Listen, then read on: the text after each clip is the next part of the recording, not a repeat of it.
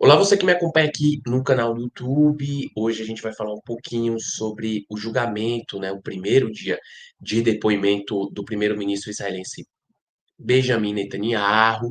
Mas antes disso, quero pedir para você deixar o seu like aqui no vídeo, a sua inscrição aqui no canal, também o seu comentário aqui embaixo, ativar o sininho para receber os próximos vídeos, que é muito importante e me ajuda bastante a crescer aqui em nosso canal. O Netanyahu, hoje, dia 12 de dezembro, né, nessa terça-feira, ele começou a ser ouvido, né, como testemunha no julgamento que praticamente ia imobilizar a sociedade, a política israelense, né? E aqui é importante falar que esse julgamento do Netanyahu, essas denúncias aí contra ele, não tem ligação nenhuma com os mandatos emitidos e com a acusação do TPI, do Tribunal Penal Internacional, que nesse caso Netanyahu ele é acusado junto com o Yoav Gallant, o ministro de Defesa que estava no governo praticamente semanas, né, algumas semanas. Nesse caso do Tribunal Penal Internacional, ele é acusado de crime de guerra contra a população de Gaza. Alguns membros do Hamas também são acusados de crime de guerra contra a população israelense. Então, esse julgamento aqui não tem ligação nenhuma com o Tribunal Penal Internacional. É algo dentro do próprio sistema judicial israelense. Esse julgamento, ele basicamente pretende encerrar o ciclo de investigações que começou lá em 2017. A acusação foi apresentada em 2020, porém, só em 2021 que as testemunhas passaram a ser ouvidas. Aí a gente tem que lembrar que 2021 ali, o ápice da Covid-19, e em meados de 24 que a promotoria fechou o trabalho e agora vai caber ao primeiro-ministro Netanyahu, nos seus interrogatórios aí, fazer as suas defesas. Mas vamos lá. Quais são as acusações que o Netanyahu enfrenta nesse processo? Então, são três casos aí, né? O caso chamado caso 1000, o caso 4000, que são os dois principais casos que o Netanyahu é acusado, e o caso 2000.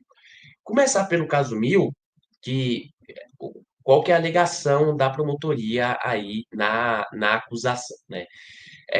A promotoria fala que supostamente o primeiro-ministro Netanyahu teria recebido do empresário Arnold Bilhan cerca de $75.800 em charutos e $52.300 em champanhe entre os anos de 2011 e 2016. A mulher do Netanyahu, a primeira-dama, Sara Netanyahu, também teria recebido dinheiro, né, valores aí. Inicialmente, a promotoria falava em $3.100. Porém, a acusação alega agora que o valor seria ainda maior, algo aproximadamente $45.000. Outro associado desse empresário, né, do Arnold Milchan, o australiano James Packer, também teria recebido dinheiro, algo em torno de $65.000, também em charutos e em champanhe. O Netanyahu, ele falou, né, saiu até no Jerusalem Post, que ele nem bebe nem fuma, então que essas acusações aí não tem veracidade nenhuma. Então, esse é o chamado caso 1000. A, a avaliação em Israel é que talvez esse seja o caso que o Netanyahu corre maior risco de ser condenado. O segundo caso, né, o caso 4000, é um caso que envolve valores bem altos, né? Os promotores alegam que o Netanyahu concedeu favores regulatórios no valor de cerca de 1,8 bilhão de shekelim, ou shekels, né, a moeda israelense, algo que dá em torno aí de $500 milhões a Bezek Telecom Israel. Em troca, A acusação afirma que o Netanyahu buscou cobertura positiva de si mesmo e de sua esposa Sarah Netanyahu em sites de notícias controlado pelo ex-presidente da empresa, o Shaul Elovitch. Neste caso, o Netanyahu foi acusado de suborno, fraude e quebra de confiança. Então aí mais um abacaxi para o primeiro-ministro israelense descascar e mais uma acusação aí gravíssima. O terceiro caso, o chamado caso 2000, o primeiro-ministro é acusado de buscar prejudicar o Israel Hayom, um jornal distribuído gratuitamente, para beneficiar outro veículo, o Idiot Ahronot. Em troca, o jornal beneficiado deveria mudar a abordagem jornalística da cobertura sobre o primeiro-ministro, que ele considerava negativa. Então, uma influência direta aí do primeiro-ministro Benjamin Netanyahu nos veículos de comunicação israelenses. E aí, saindo um pouco da acusação, né, falar de algo, né, de questões que se relacionam, né, em particular dessa influência do Netanyahu na imprensa israelense, que eu acho que é importante trazer aqui, que o canal 11 israelense, o Kan, um dos principais, o primeiro canal de Israel, né, o canal público israelense, que é muito parecido com a BBC ou com a EBC aqui no Brasil, é um canal que, apesar de ser um canal público, tem uma certa independência política em Israel, ele está passando por um processo de privatização.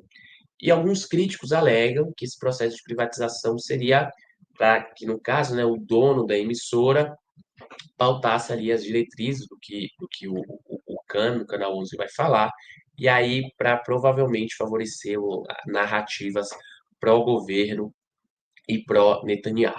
Outro ponto importante aqui que eu gostaria de trazer e mencionar, aí não é envolvendo necessariamente a influência do Netanyahu em veículos e portais de comunicação, mas no judiciário, é lembrar que no passado Israel teve manifestações massivas, manifestações de massa contra reformas do judiciário, né, proposta pelo ministro da Justiça israelense, o Yariv Levin, que basicamente daria poder ao parlamento israelense, a Knesset, derrubar decisões da Suprema Corte de Israel, acabando assim com a divisão e com a independência dos poderes judiciários, né? Israel vem crescendo cada vez mais, assim como aqui no Brasil e em outros lugares, dentro da direita e da extrema-direita, mas Israel, em particular, da extrema-direita israelense, uma narrativa de que o judiciário é de esquerda, de que o judiciário é contra o governo, é antipatriótico, porque Israel não tem uma constituição, Israel tem leis fundamentais, leis bases, e algumas decisões, o Supremo Tribunal de Justiça de Israel acaba tomando essas decisões pautando o futuro do país, né? E aí, decisões mais variadas, mais envolvendo direitos civis, envolvendo regulamentação, por exemplo, de assentamentos em territórios palestinos, mas a extrema-direita em Israel vem utilizando essa narrativa para justificar essa reforma que levou milhares de israelenses às ruas em 2023, antes do ataque de 7 de outubro do Hamas, greves por todo o país, inclusive de reservistas, pilotos da El Al, a principal companhia aérea israelense, se negando, né, a pilotar os aviões e represália a essa tentativa de reforma do judiciário do Netanyahu. Foi pausada, né, por conta do 7 de outubro, como dito aqui, as manifestações também, mas agora o ministro da Justiça de Israel, ele tenta retomar essa reforma, mas a partir de algo menor, né, de pequenas reformas, mas que tem como objetivo final acabar com a independência da Suprema Corte de Justiça de Israel. Vamos acompanhar essas movimentações, né, o que, que vai ser, como que vai se dar esse julgamento do Netanyahu. A imprensa israelense fala que vai ser um julgamento longo. O Netanyahu ele tem essa capacidade política de cozinhar bastante as questões lá em Israel. E eu vou trazer atualizações aqui e a cobertura completa desse caso. Deixe o seu like aqui embaixo, sua inscrição no canal, seu comentário aqui no vídeo, que é muito importante. Compartilhe com seus amigos e familiares. E até o próximo vídeo.